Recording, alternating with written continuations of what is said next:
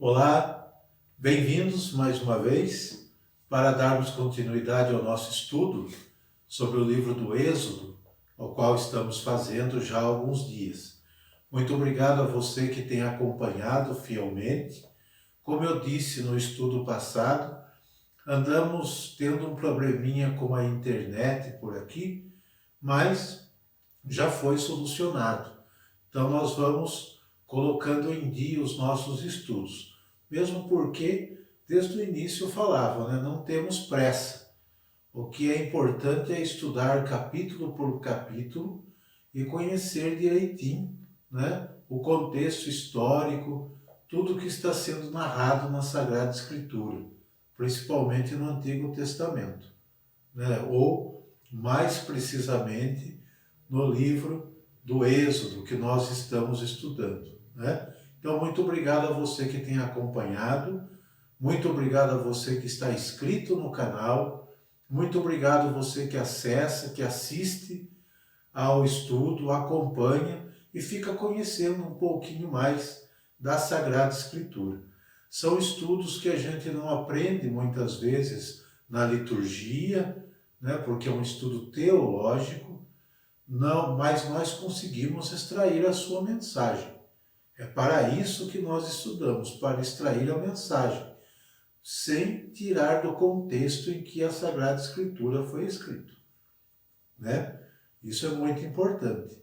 Então, muito obrigado a você também que acompanha, mesmo que ainda não esteja inscrito, e você que divulga, que compartilha deste estudo com demais pessoas interessadas em fazer o estudo da Sagrada Escritura. Vamos lá? Pegue a sua Bíblia, abra no capítulo 22 de Êxodo, versículos de 1 a 30, e nós vamos fazer a leitura deste capítulo como de costume, e depois vamos estudar todo o texto que nós lemos, ok? Vamos lá então? Vamos para a leitura do capítulo 22 do livro do Êxodo. Se o ladrão, surpreendido de noite, em flagrante delito de arrombamento, for ferido de morte, não haverá homicídio. Mas, se o sol já se tiver levantado, haverá homicídio. Ele fará a restituição, se não tiver nada, será vendido em compensação do seu roubo. Se o que ele roubou, boi, jumento ou ovelha, estiver ainda vivo em suas mãos, restituirá o dobro. Se um homem fizer estragos num campo ou numa vinha, ou deixar seus animais pastarem no campo de outro, compensará o dano com o melhor de seu campo e de sua vinha.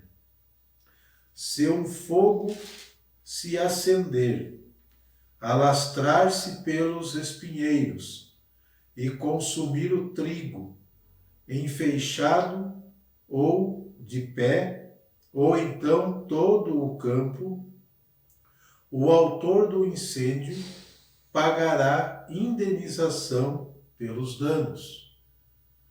Se um homem confiar dinheiro ou objetos à guarda de outro, e estes forem roubados na casa deste último, o ladrão, uma vez descoberto, restituirá o dobro.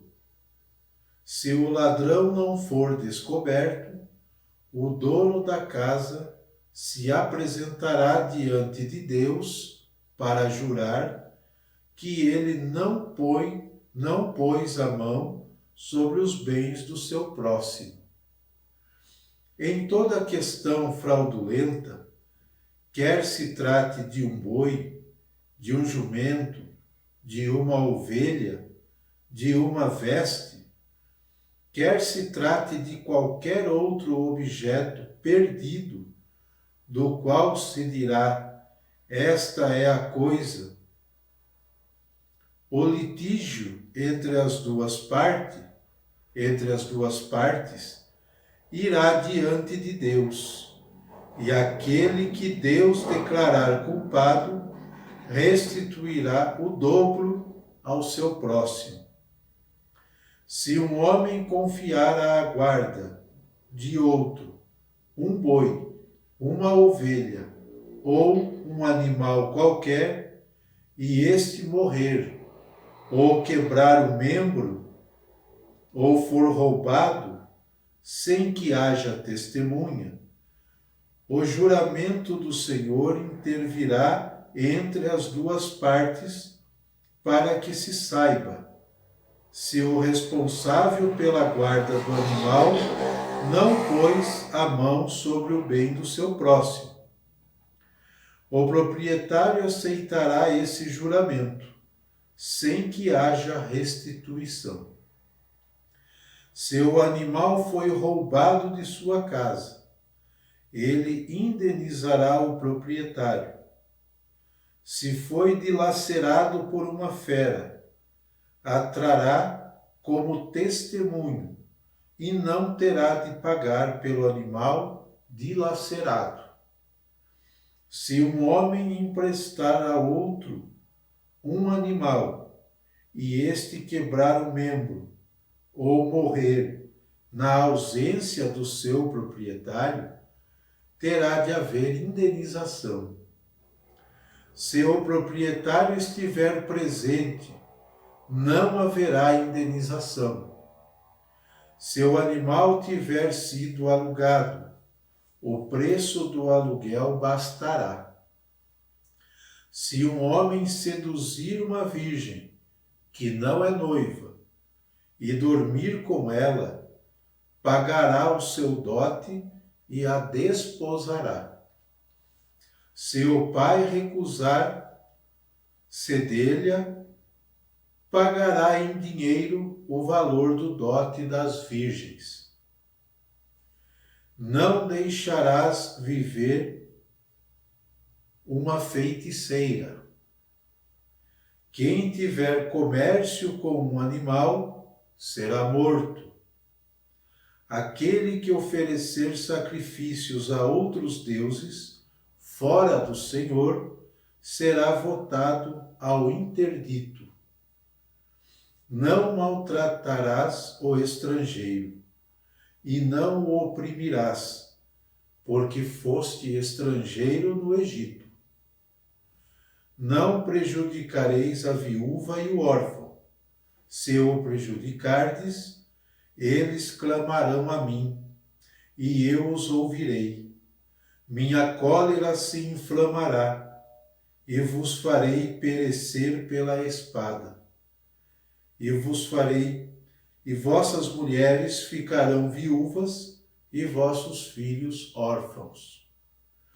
Se emprestares dinheiro a alguém do meu povo, ao pobre que está contigo, não lhe serás como um credor.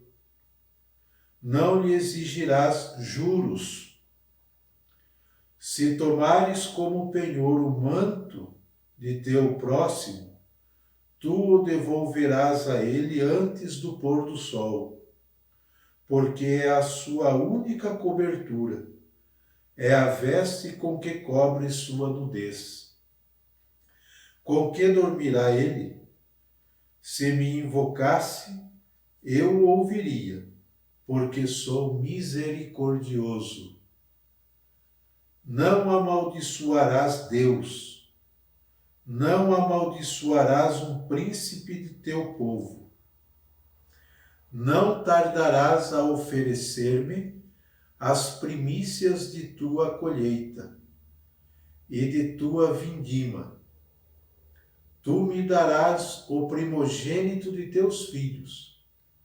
Da mesma forma farás com o primogênito de tua vaca e de tua ovelha. Ficará 7 dias com sua mãe, e no 8º dia tu o entregarás a mim. Vós sereis para mim homens consagrados, não comereis carne de um animal dilacerado no campo. Vós os jogareis aos cães. Muito bem, esta é a leitura, né? Acredito que pode ser um pouco cansativo porque fala muito de leis, né? E estudar leis, vamos e venhamos, não é muito legal, mas é importante para a gente entender, né, todo o contexto, toda a organização de uma sociedade. É preciso ter noções. Como nós falamos, é preciso ter noções de direito, de leis, né? E aqui começa esta organização, né, através do Código da Aliança, como nós estamos vendo. E hoje nós vamos ver só acerca da lei da propriedade, né, das leis morais e religiosas que fazem parte deste capítulo 22, tá? Só recordando um pouquinho para a gente começar esse estudo, no capítulo anterior, nós falamos que a Bíblia é contrária à vingança desmedida e feita por mão própria. E eu citei até o capítulo e o versículo onde está escrito isso, tá? Nunca que Deus, ou vai estar escrito na Bíblia que Deus aprova a vingança ou a justiça, vamos dizer assim, feita por mão própria. Podem conferir em Gênesis 4, 23, o caso de Lameque que eu citei no estudo passado, tá? E Jesus derrogou por completo, né? Jesus derrogou expressamente a lei de Talião. Aqui tem uma mistura do Código de Hammurabi, que é o código mais antigo que existe, né? E a mistura da lei de Talião. Jesus, no Novo Testamento, ele derroga esta lei, né? E isso está em Mateus 5, 38 seguintes. A partir de Jesus, essa lei não tem mais efeito, tá? Ele derroga como uma alternativa possível para sanear as relações interpessoais, como nós vimos aqui. Mas este é o princípio de organização do povo de Israel, do povo hebreu em sociedade. É preciso ter regras para viver numa sociedade, não é assim? Então vamos lá. Dos versículos que nós vimos do capítulo 21, o versículo 37, que é o último versículo do capítulo 31, até o versículo 16 do capítulo 22, nós temos as leis a respeito da propriedade. O que é propriedade para este povo? Nós vamos ver isso aqui no estudo. Então vamos lá. Esta sessão está dedicada ao delito contra a propriedade, isto é, ao roubo, furto, ao abuso ou negligência contra o bem alheio, tá? Em nenhum caso, existe pena de morte. Nós não vimos isso aqui. Em nenhum caso existe pena de morte. Israel, o povo de Israel evitou legislar sobre a pena capital contra o furto, mas foi muito rígido com as multas e indenizações quando provado esse delito.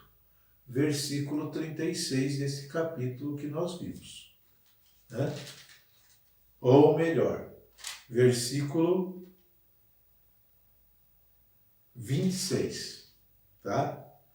Então, o povo de Israel foi muito rígido ao cobrar indenização, a fazer compensar o dano causado quando esse dano é provado, tá?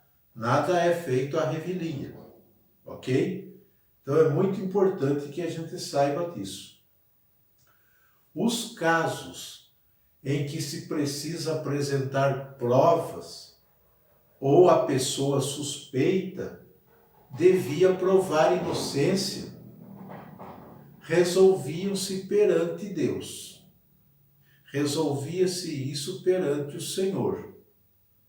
O lugar apropriado para resolver esses assuntos era supostamente o santuário.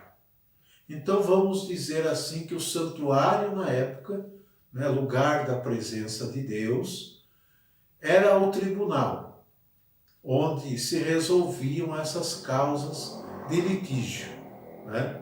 Se apresentava provas ou apresentava a pessoa suspeita para provar sua inocência diante do Senhor.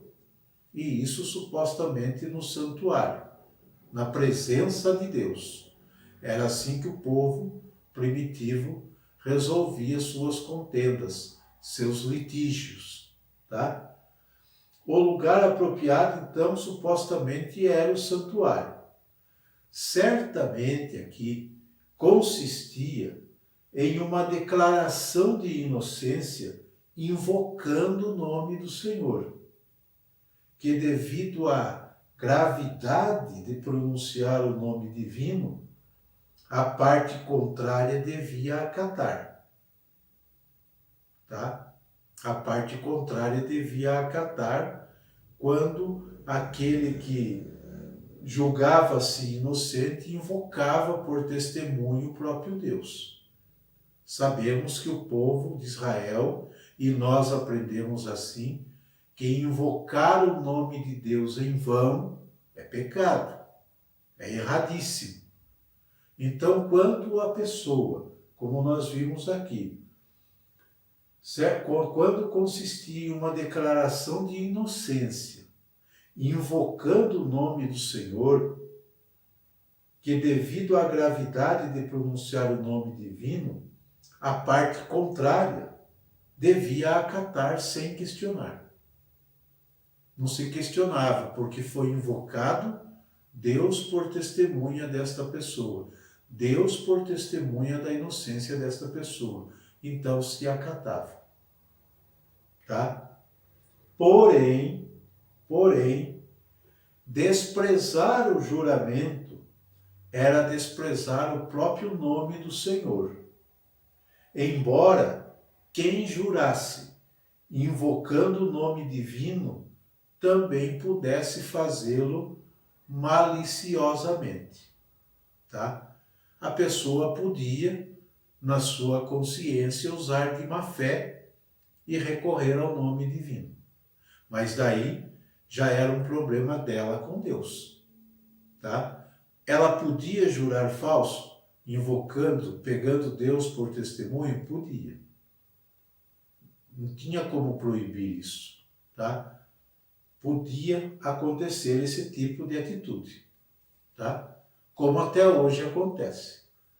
Muita gente, para cobertar erros, chama Deus por testemunho.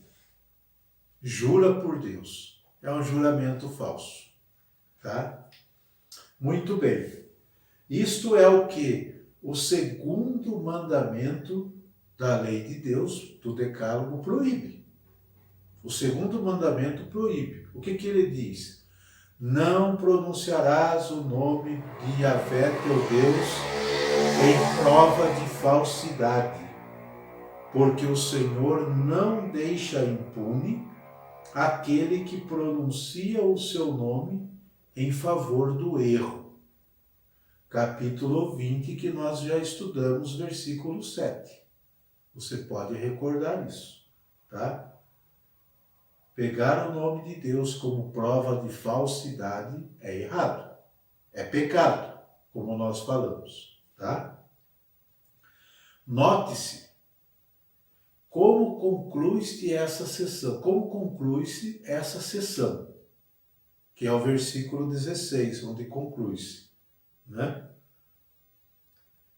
Com o caso da sedução de uma jovem, de uma virgem. Versículo 16 seguintes. Imediatamente, essa conclusão vem imediatamente depois das leis sobre o roubo de touros, jumentos e outros objetos de propriedade pessoal. Por que a lei, a seção que fala sobre a sedução de uma jovem, de uma virgem, vem depois, né? Vem logo na sequência das leis que fala sobre o caso dos roubos de touros, de jumentos, de objetos pessoais. Por quê? Vamos lá. Porque, gente, naquela época, a mulher, seja ela a esposa ou a filha, era considerada como um objeto de propriedade pessoal. Era considerada como um objeto de propriedade pessoal, cujo valor delas estava em muitos casos abaixo do preço de um touro, de um jumento ou até mesmo de um escravo. Vamos entender aqui. Pensamentos de uma época. É um contexto histórico que nós estamos falando. Muitos e muitos anos antes de Cristo. Tá? Então era assim que se pensava. A mulher, mesmo se fosse a esposa ou a filha, era considerada um objeto. Era uma propriedade. Fazia parte do patrimônio pessoal. E em muitos casos valia menos do que um touro. E até mesmo menos do que um escravo. Tá? Realidade de uma época. Ok? Dos versículos de 17 a 30, nós temos a legislação apodítica. Credo, o que é isso? Que palavra é essa? Explico. É uma série de ordens no imperativo que vai realmente até o capítulo 23, versículo 19, que nós ainda vamos estudar. Mas é só para vocês saberem, né? Que é uma série de ordens no imperativo. Em muitos dos seus aspectos, essas normas, essas ordens, supera inclusive os 10 mandamentos. Pode prestar atenção para vocês verem. Supera em muitos casos, inclusive os 10 mandamentos. Onde? Ao insistir no amor e na misericórdia ao próximo. Insiste-se muito nesses versículos no amor e na misericórdia ao próximo, do versículo 17 seguintes. Vocês puderam notar isso, tá? Embora o contexto narrativo aqui do texto, agora vamos entender o contexto narrativo, nos reporta, nos situa para o Sinai, né? Durante a promulgação do Código da Aliança. O que nós lemos aqui, nós entendemos que estamos aos pés do Monte Sinai, onde Deus está traçando todo esse Código da Aliança através de Moisés, certo? O contexto nos remete ao Sinai. Porém, todos esses preceitos e normas supõem uma longa experiência de Israel como povo já situado na terra de Canaã. Israel já faz um longo tempo que já está estabilizado, já está morando na terra de Canaã, já está no meio de outros povos, do povo cananeu que tem os seus costumes, certo? Vamos lá então. Quando Israel, e isso é para nós também hoje, olha como a Bíblia nos ensina, como é pedagógico, né? Quando Israel precisa voltar a refletir sobre o seu passado, sua origem e seus compromissos fundamentais, projeta a origem do povo, aquelas normas que considera necessárias para melhorar o seu presente e, sobretudo, para caminhar mais firme para o futuro. Então veja bem, Israel reporta o que ele vive na atualidade, remete ao passado, à sua origem. Nunca pode se esquecer da origem. Nunca um povo ou uma pessoa pode esquecer-se de onde veio, de onde saiu. Como foi que ela chegou até onde ela está no dia atual? Nunca. E o povo da Bíblia nos ensina com muita categoria esta realidade. Por isso, todas essas normas é remetida lá no Sinai, lá na origem do povo, para viver melhor o presente e caminhar mais firme para o futuro. Olha que importante isso. É muito importante isso, tá? Vamos lá. Algumas leis aqui que nós vimos refletem uma sensibilidade e uma grande sintonia com a vontade de Deus. Versículos de 20 a 26. Estão em plena sintonia com a vontade de Deus. Outras leis parecem-nos demasiado injustas, né? Injustas e até contrárias à vontade de Deus. Tem umas que não entram na nossa cabeça, né? Tem leis aqui que parecem injustas e contraditórias com o Deus da vida, com o Deus da misericórdia. Vamos entender isso, tá? Não é possível tirar essas leis do contexto que está. Não podemos fazer isso. Muito menos julgá-las por critérios atuais que nós conhecemos. Não podemos julgar tudo isso com a nossa cabeça de hoje, como nós falamos, algo que está num contexto muito antigo, com práticas e normas muito antigas. Então não podemos fazer isso. Não podemos descontextualizar as leis e nem julgá-las com o nosso pensamento de hoje. Ok? Temos que deixar assim, procurar entendê-la. Tá? Entretanto, não podemos partilhar da ideia simplista de que Deus permita tudo isso, porque trata-se de um povo em formação. Não é porque o povo está em formação que Deus permite certas barbaridades que nós vimos aqui. Certas coisas, certas leis que não tem nada a ver com Deus. Não é isso. Deus não permite, tá? Deus nunca quis, nem vai querer coisas semelhantes, tá? Nunca. Voltamos ao que já falamos antes. Mas o que é isso então? Como que muitas vezes a Bíblia pode nos mostrar a imagem de um Deus carrasco, insensível? Voltamos ao que já dissemos antes. É a própria consciência religiosa do povo que projeta como vontade de Deus aquilo que ela considera bom em determinado momento. Então é a consciência do povo que remete a Deus aquilo que ela considera bom para o momento. Mas não é a vontade de Deus. E isso está nas entrelinhas. Isso a gente precisa parar para pensar.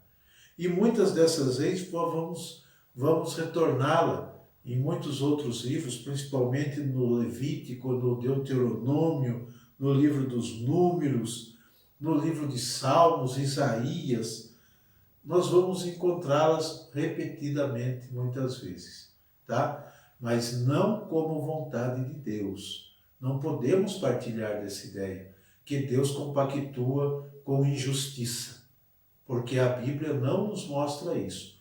O que a Bíblia nos mostra é uma consciência religiosa que reporta como vontade de Deus aquilo que para eles está sendo bom naquele momento, para o grupo ou para para as pessoas, tá? Precisamos entender muito bem isso para não distorcer a imagem de Deus, ok? Considera para determinado momento. E Deus, que é bom, que é misericordioso, assume esse risco. Deus assume esse risco de aparecer muitas vezes a posteriori como um ser injusto e insensível em certos aspectos. Mas ele não é, tá? Ele não é, ok? Que fique bem claro isso para nós. E para concluir o nosso estudo, eu quero chamar a atenção de vocês para o versículo 28 seguintes, para esclarecermos e entendermos também. Diz assim: não tardarás a oferecer-me, é como se Deus, Deus falando com o povo, não tardarás a oferecer-me as primícias de tua colheita e de tua vindima. O que é isso? Os primeiros frutos da vinha, os primeiros frutos da colheita devem ser levados na presença do Senhor. Por quê? Porque é como uma gratidão a Deus pela boa colheita que você fez, pela boa colheita da vinha, das uvas. Então deve ser levado na presença de Deus os primeiros frutos, tá? Os primeiros frutos. Da mesma forma farás com o primogênito